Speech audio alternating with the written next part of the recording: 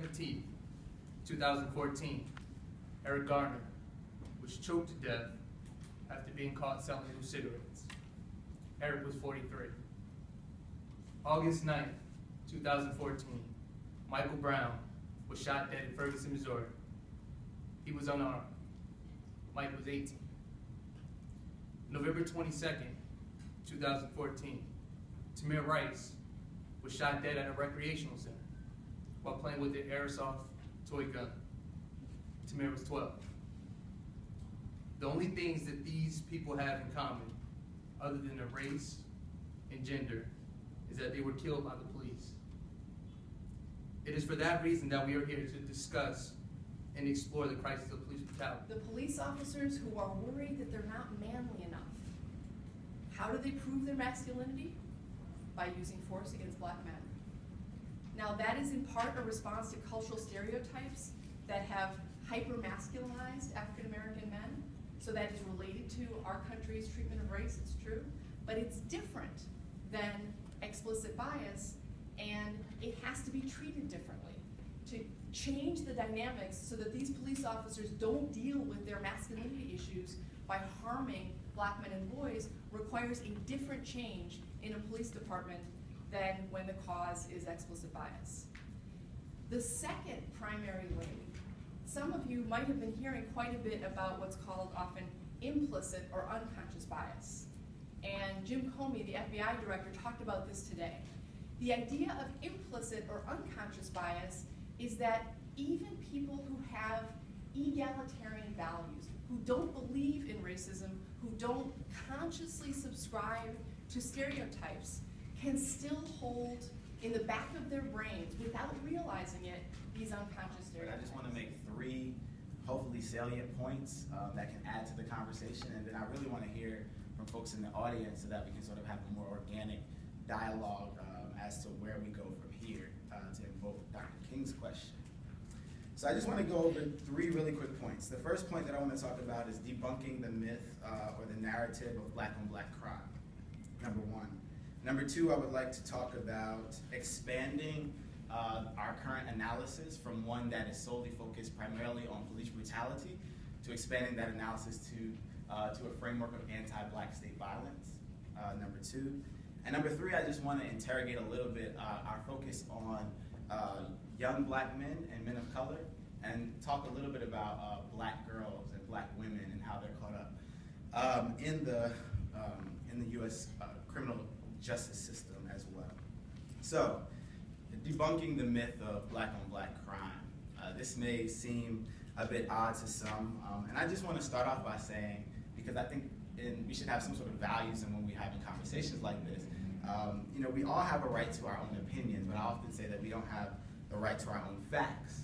And one of the facts that we are living under currently in the United States of America is that every 28 hours in this country, a black person is killed by either a police officer or a vigilante.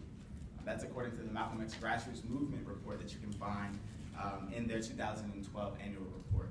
Again, every 28 hours in the United States of America, a black person is killed by either a police officer or a vigilante. And oftentimes the response to these kinds of statistics, or even more so the response to tragedies such as Trayvon Martin or Michael Brown or Ayanna Stanley Jones or Renisha McBride, and this is cross-racial boundaries, the response tends to be one, well, black folks kill black folks all the time. I don't understand. What's the big deal, right, when a black person is killed by a police officer over and against when a black person is killed by another black person, right? And so I want to just sort of interrogate that narrative a bit, and really I actually want to help us debunk that, what I'm actually calling a myth. So, and this is, again, coming from social science. 86% of white people who are killed by white people. 86%. 94% of black people who are killed by black people. So what does that tell us? That tells us that intraracial violence is not unique to the black community. Actually, intraracial violence, or what some people like to pin on the sort of black culture and black community as a black on black crime narrative and ideology, usually has more to do with proximity than it does anything else, right? People kill each other because they live near each other. And so the question we should ask ourselves is, we all have heard, either through the media or in everyday conversation, about the narrative of black on black crime, right? Has everyone here heard that narrative? You heard people in everyday conversation or even on the media? But the question becomes, well, what about white on white crime? Has anyone heard that phrase often, or as often, or at all? Why not? If we're gonna, again, base this in social science, we're gonna sort of have facts inform our opinions and ideas, then we should ask the question, if there's a narrative and an idea of black on black crime, then why is there not a narrative and idea of white on white crime? And so that's something that I wanna help us interrogate, again, and I wanna use social science to help us do that. So I wanna really help debunk this narrative of black on black crime that's oftentimes used as a response to tragedies such as Trayvon Martin and Michael Brown. And usually, again, as you've all heard it, black people are killing each other, so what is the big deal? Again, interracial violence is not unique to the black community. And more than just crime, right? There's a narrative of black pathology. Black people are just inherently lazy. We're inherently criminal. We're inherently violent, right? And many of us, some of us hold these ideas and are trying to unlearn them because it's constantly taught through our media, it's constantly taught through our schools, it's taught within our families, even in our religious institutions, and it's something that we need to interrogate and begin to unlearn, this black pathology narrative. I'll give you an example, right? So I got my master's degree from Princeton, and I'll keep it 100, as we say around here. I'll keep it 100 with you. There was so many drugs at Princeton. Actually, there is, right? I mean, I know because I went there. There's drugs everywhere. I'm talking about everywhere.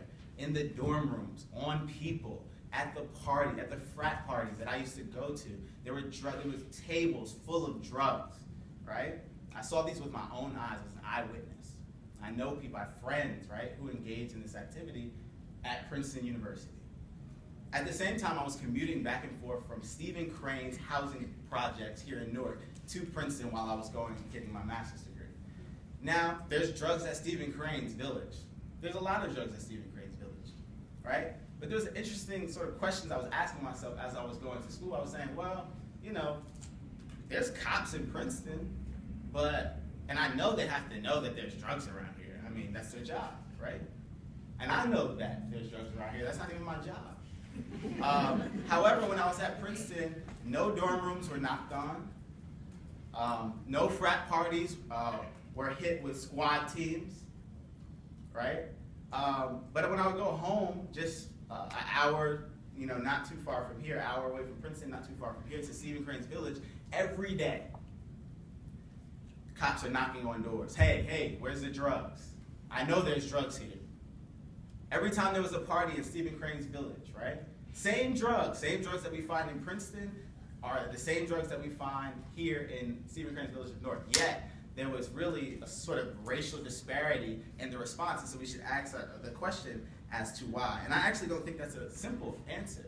I think there's a multi-layered answer to that I will hopefully be able to help unpack on the panel. So, debunking the myth of black on black crime. Number two, I want to talk really quickly about expanding the narrative, right? So there's gratefully, a narrative which my shirt articulates of Black Lives Matter, which I think is a very important mantra and message.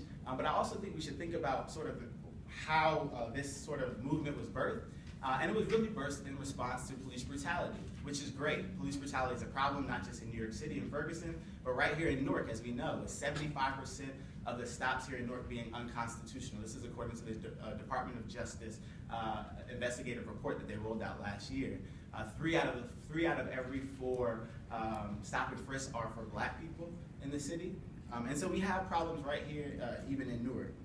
And so the question becomes, though, what really is the problem? And of course, there's many problems, but I want to help us think beyond sort of the roots and beyond some of the fruits of the problem, begin to think of some of the roots. And one of the analysis that I want to offer is anti-black state violence. So expanding our sort of notion of what's going on in this moment from just simply black kids are being shot down in the street by police, which is true, to think about sort of the daily struggle of black people in the United States of America that far extends black kids being shot in the street by police. What do I mean?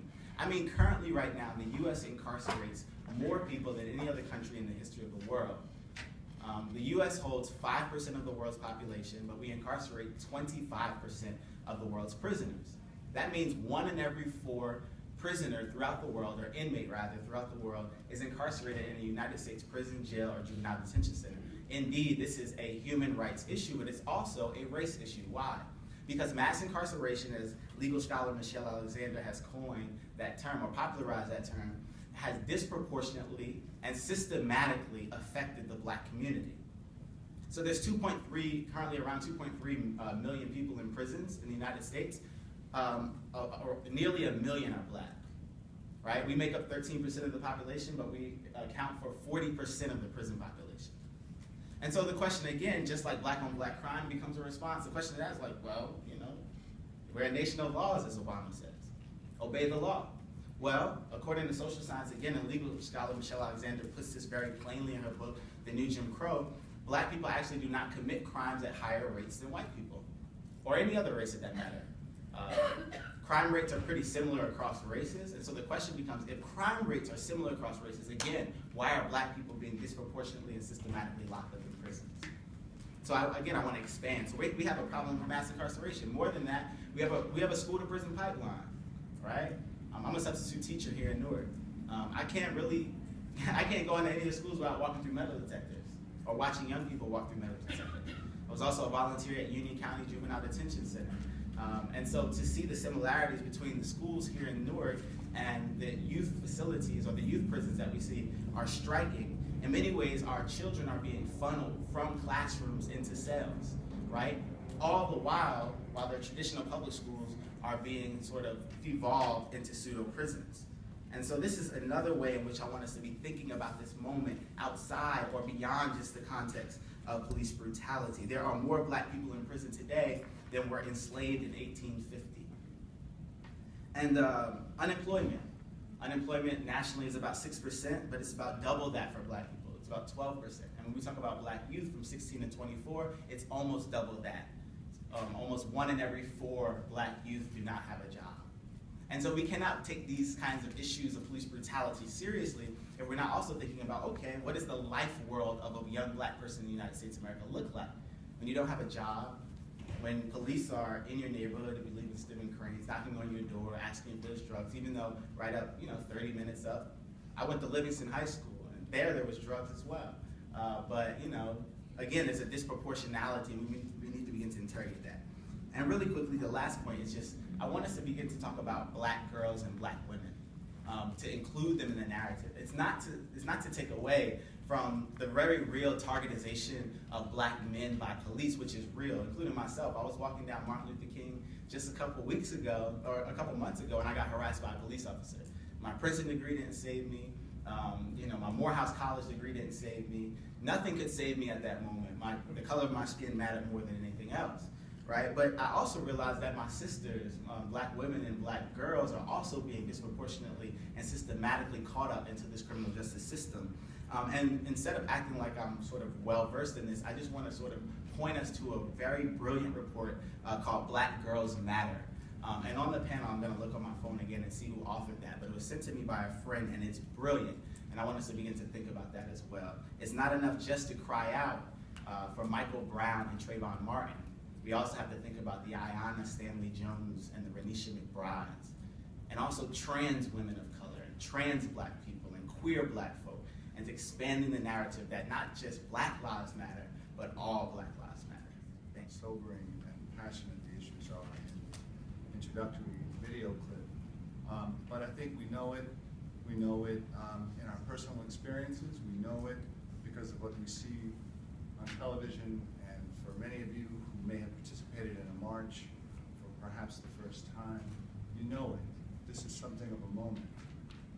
The rage is more extensive than I've ever seen on an issue that I've followed really all of my life, and was really one of the motivating issues that got me into law, because I happened to be one of those young men who was tossed around by police officers in my neighborhood uptown in Manhattan.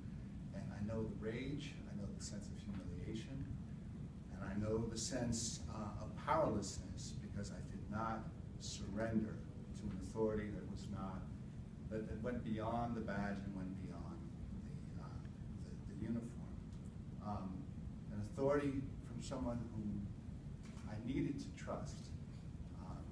So I think what's important to remember in the most original sense about why we care so deeply about police brutality is that it represents the supreme violation of individual rights in a democracy. It is, when we talk about state action, a very special and peculiar kind of confrontation in which the individual, the rights-bearing individual, is confronted with the state actor as an actual human being, armed and in a position to use force either to protect or in some cases, not most, but in too many, to harm. And this particular confrontation is as real as it gets, and it animates so much about conflicts in our society that it gave rise not just to the broader discussion, but to the particular question asked by Marquise at the beginning. Is this issue and our outrage about police brutality an opportunity to discuss some of the long festering issues in race relations in a country that had proclaimed itself, or at least by some of its talking heads, to be post-racial following the election of the first black president in 2008? Or is this an opportunity, because of the broad public support and awareness of these issues finally, to zero in on police brutality and the possibility of police reform? So I want to speak for a few minutes. I'm as anxious as the rest of the panelists to get on to the broader discussion, but I want to speak about that question. I do have an answer. I'll tell you up front. I would argue for the latter position, but I see merit in both. And so let me say something about the first. It represents something of an unacknowledged iceberg. Police brutality is sort of the visible top of structural inequality. So, not only you mentioned how the biases have affected policing, but what can be done to eliminate the impact of biases in policing? So as I said earlier, the bias is one form of psychological phenomena that, when combined with all that's been discussed, can lead to death and avoidable harm and tragedy. But as I mentioned, there are these other phenomena too that we have to think about simultaneously. So I'll give one example in response to the question of what can be done.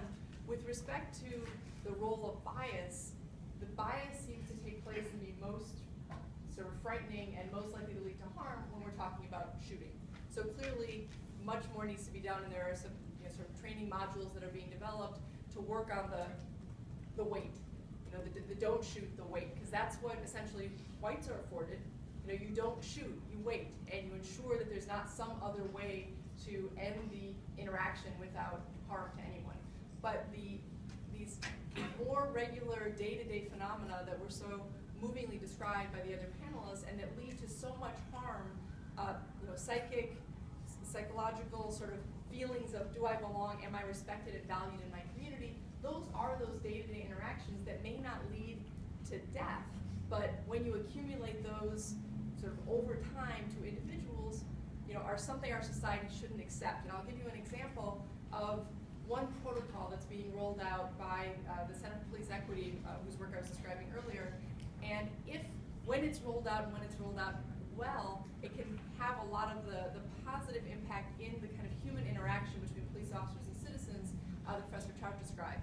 So with respect to my racially anxious police officer, this is the person, and Professor Trout is exactly right, this is exactly the person who is not going to be prosecuted if there's excessive force, because he truly doesn't believe himself to be someone who holds animus, and yet his behavior reflects something very different. How do we change that? Ironically, not by telling him about his bias. If we tell him about his bias, his anxiety gets even worse. So what can happen? Well, this protocol that's been developed is to teach this person, and this is of course not a single person, but a whole array of people across police departments, what does it mean to be a non-racist police officer? What do you do? Well, here's what you do when you're in an interaction on the street. You have an articulable reason to stop. You know specifically why you're stopping someone, and obviously you have policies and practices that don't suggest that you stop people for the sort of small town reasons that are leading to so much stop and frisk. You have a real reason to stop someone. You state that reason to the person you're stopping with respectful language. You stop and think, what kind of respectful language can I use with the person I'm interacting with that will be least likely to lead him, or sometimes her, and it's absolutely true that black women are, race can trump gender. But you give the police officers scripts of respectful language and a way to speak that is, again, leads to a different dynamic between that police officer and that. I have two suggestions. One is something that Newark is already in a fight for. Many of you as law students or people who are sort of connected to this legal world probably already know about, but Newark is currently in a struggle of getting a CCRB, Civilian Complaint Review Board. This is something that many cities, particularly chocolate cities throughout the country, have already. But the question is, what is the CCRB, the Civilian Complaint Review Board, going to look like? So civilian complaint review boards are platforms for citizens such as ourselves to indeed hold the police accountable. However, the problems with CCRBs is they oftentimes don't have teeth. So they usually don't have subpoena power and investigatory power, right? Or they have investigatory power but not subpoena power and disciplinary power.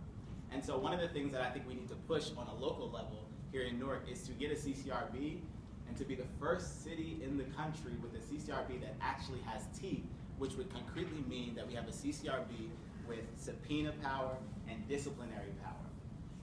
It's one thing to say what the police does wrong, like when I was harassed on Dr. Martin Luther King Boulevard. If we had a CCRB, I would be able to go and say, look, this is what happened to me on the corner of Court Street and Martin Luther King Boulevard. This is the officer's name. However, that complaint without a subpoena power and disciplinary power can only go but so far. If we're going to actually be able to police the police, then we have to have some sort of power in disciplining those people who, again, violate our human and civil rights.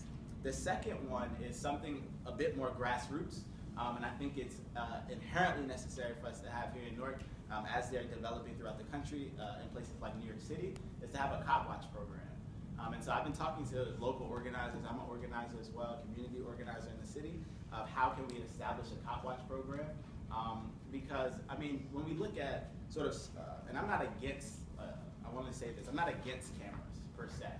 But I do get sort of, I get leery of those types of suggestions in the context of Eric Garner, who was caught on camera, and still the officer, Daniel Patel, was not indicted. Right? And so we have clear evidence to suggest not that cameras don't work, but that there's many cases in which even with cameras, even in a case like that, right, the only person that was actually being prosecuted was the person who recorded Eric Garner. Right? Out of that whole case, the only person that was getting legal trouble was the person who actually recorded Eric Garner. So I think a cop watch program on a grassroots level that can be pushed by a community-based organization or several community-based organizations is something that we should deeply consider and push here in the city. I want to offer something on particularly the Civilian Review Board or Citizen Review Board, and I think that in the interest of trying to find reform, sometimes we look for cameras or citizens review, etc. And depending on, as my fellow panelists have spoken about, how those review boards are organized, whether they have subpoena power, whether they're made up of citizens who have police experience, no police experience, etc. But the research on citizen review boards have found that they typically don't find officers accountable or find any wrongdoing to any greater degree than internal processing. So in some respects, it really depends upon how they are constructed, and they're not a panacea, and real reform will require some of the things my fellow panelists said. Are you going to be brave enough to give them subpoena power? But there's a lot of pushback with police unions, et cetera, about the ability to have disciplinary powers. So my next question is, since 9/11, American police have transformed from hometown heroes to the soldiers at home. How has the militarization of police contributed to police brutality?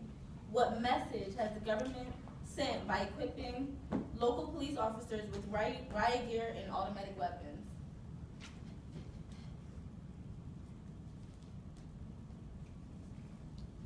Anyone want to? Professor Trout? Sure. Well, you know, I mean, look, you know, a number of critical steps were made in the early 1980s with the declaration of the war on drugs that we're living with now. You know, obviously, the phenomenon of mass incarceration begins in part through legislative action, right? When the federal government changes the drug laws, when states like New York enact the Rockefeller drug laws, where you can go away for a very long time just for possession, and oftentimes small amounts of possession, this kind of zero tolerance way of looking at drug use, notwithstanding the huge differences between Princeton and the projects. That sounds like a book title. Just saying, it's yours if you want it. You know, we shouldn't be surprised to see the cumulative effects of that many years later. But what also goes on during that period is the widespread use of military equipment. Once that becomes institutionalized, as it did in the late 1980s, it becomes sort of sexy and famous because of the raids on so-called gang headquarters in places like South Central Los Angeles by the Los Angeles Police Chief Daryl Gates. You know, with battering rams and tanks in the street and SWAT teams that come in the middle of the night and sometimes kill innocent people. And movies get made about it. It becomes a sort of self-fulfilling prophecy. This is how we do policing in the United States. This is the size of the problem, and it becomes very hard to go backwards. And then you have some of the laws that you have the sort of as we learned in the New Jim Crow, you have this kind of an intersection between legislation that criminalizes a lot more conduct, but also a tremendous amount of congressional appropriation of what we used to think of as Pentagon dollars, but as war on drugs dollars to buy more and more equipment. And once this equipment is out there, it's got to be distributed, right? So we reached a point when we looked at what we saw in Ferguson, this huge military presence. We found that many of these tanks were purchased, you know, for pennies on the dollar by police forces that really were buying, you know, surplus goods, either that had come back without use from wars in the Middle East or in Afghanistan, or were simply produced because it became part of, you know, what we used to call the military-industrial complex. This is just what we do once again. So it's hard to back away from norms that begin, you know, perhaps innocently enough. We were afraid of the crack epidemic. We were all, at least if you were around in the early 80s, we saw these horrifying things that seemed to justify this all-out assault. But once these things get going, you know, and then when you add them to a sense of, you know, this threat represented by black men in these neighborhoods who have almost a superhuman ability, and we heard some of this in the descriptions of Michael Brown, by Darren Wilson, but by others too. You know, they just keep coming. You know, even though they've been shot, they just keep coming. They kind of have this. I can't remember the particular language that we use, but it's consistent with a lot of things that you hear over police radios, a lot of things that you hear when people try to justify use of force. When you combine the military capacity and the norm of having all this stuff with the language of dehumanization and hyper-threat, it should not be surprising that the two are married in tragic circumstances again and again and again. So I think, you know, like a good Jungian, the way we deal with this is really to make ourselves far more aware of what has become unconscious programming, and to ask ourselves, really as a society, do we want to do this? Do we want to keep paying for this? Do Do we want to keep increasing the risks? Do we want to keep diminishing the sense of trust? Do we want this distance to continue between police officers and the communities that they serve? I really appreciate those comments. I also want to add, so when I was in Ferguson, I'm sorry. it's all right. Can everybody hear me? Yeah, that's fine. When I was in Ferguson, many of us who were sort of trying to help organize some of the local actions as well as sort of think about what a national movement would look like, we had a lot of talk about what it was like to walk around in the streets with tanks staring down at us. Many of us were tear gassed for simply, asserting our human and civil rights, to protest, and to be human, to be black and to be human. One of the things that was not talked about as much that I wish was talked about in some of our organizing circles was the fact that the federal government rolled out just last year around, I think, $268 million to local police departments. The St. Louis Metropolitan Police Department received, I think, $12 million of that 268. I'm trying to remember the number, so don't quote me on that, but it's out there. And so we weren't talking enough, I think, about sort of the ways in which oppression is funded, right? And anti-blackness is funded. And so I think now we're sort of in a moment in the movement where we begin to think about the economics, the neoliberal sort of framing of what it means, right? For like, tanks cost money, guns cost money, tasers cost money, and this money is funded by the federal government oftentimes. And so one of the questions that we can sort of ask is, what are the ways in which we can defund oppression? And what are the ways in which we can defund anti-black policies, such as stop and frisk? Also, such as police departments like St. Louis that are rolling out tanks and tear gas for folks who are simply upset and have had enough of a black kid laying out in the street for 4.5 hours. And so just like prisons are big business in America, with Corrections Corporation of America, CCA, making over $1 billion annually, so is there a connection between, as the panelists pointed out, the military-industrial complex and policing. In many ways, the training that police receive here in the United States are from actually Army personnel that have been on the ground in the Middle East. And so it was not a coincidence, as you suggested, for me to go to Ferguson and for it to look more like the Middle East than a suburban Midwest. Right? And so I think we should think about, one, the ways in which we can defund oppression, to talk about that $268 million. What are the ways in which, so the St. Metropolitan Police Department has also a board of directors. Many of the board of directors are people who sit or who work for are higher ups in multinational companies, right? So what are the ways in which we can pressure those people and expose that information to the public and say, hey, I'm not sure the particular corporations, but if, let's say it was Target, say someone from Target represented, I'm just using this as an example, on that board of the St. Louis Metropolitan Police Department, how can we pressure those people, expose that, and maybe perhaps have some sort of boycott to talk about how we can He has actually welcomed the oversight of the federal government into Newark and said, yes, we will work with you, we understand that we have a problem. What he can do in that position, I'm not really sure. This gets to my point. I believe it is a question of policy we have to look at, not simply and I'm not saying anybody's doing this, all the panelists raised excellent points, but it's not just a question of overcoming racist attitudes among the police force. It is a question of policy. The broken windows policy, the the street crimes units during the time that Amadou Diallo was killed, and the others. This is policy, and it is policy, in my opinion, which has to go back to the very beginnings of the civilization, when many police departments were formed out of the slave catchers organizations. And if we're going to understand this problem and really come to grips with it, I believe we have to understand that it is a question of policy.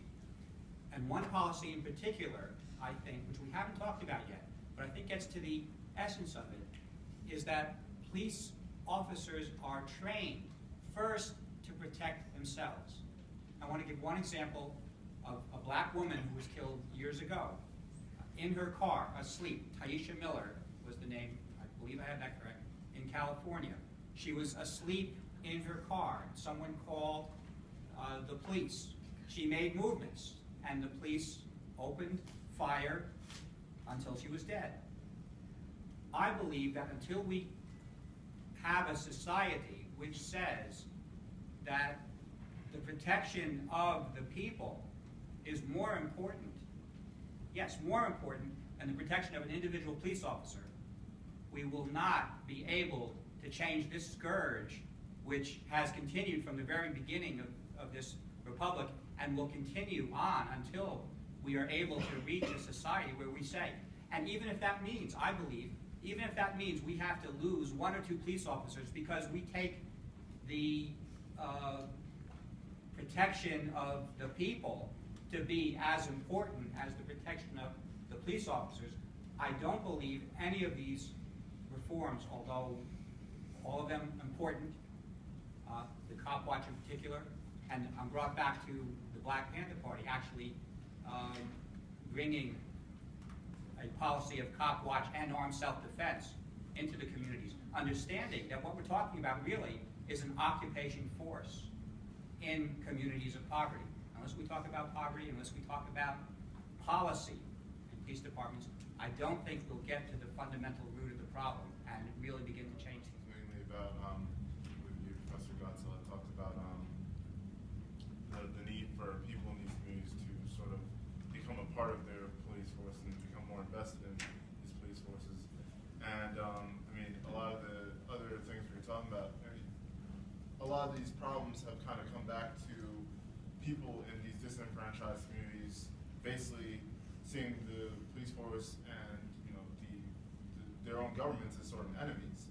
You know, I don't know, in my neighborhood where I grew up, I was taught, you know, if you see a police officer, you know, yes sir, thank you sir, you know, you look down, he's the police officer, you know, you look as, like, you know, you look as innocent as possible, you know, you stand up straight, you know, you just try to make sure you look like you have no reason to be, you know, be caught up in anything.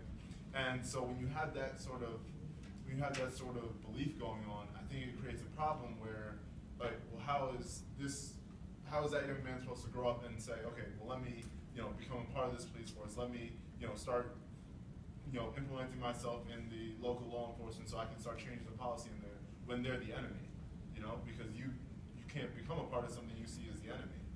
And so how do you start, I guess, having that conversation in communities where you start, you know, sort of bring them back into the conversation with those police departments and actually bring them to the point where they can, you know, become invested in it themselves.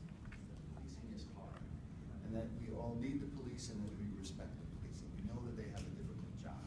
So it's not our aim in any of these discussions to bash them. I won't speak for the panel, but I will say that I recognize too the hard work that the police do. I recognize that the stress that they are often under. I recognize how badly we all need them and how important a sense of safety is for each of us, and that we are fortunate to live in a country where most of us can enjoy that. And the goal of this issue, as far as I am concerned, and why it comes back to the issues that we look at the Center on Law and Metropolitan Equity, is that it is absolutely necessary that we all, as a society, strive to enjoy that same sense of safety. Thank you, Seton Hall. See you.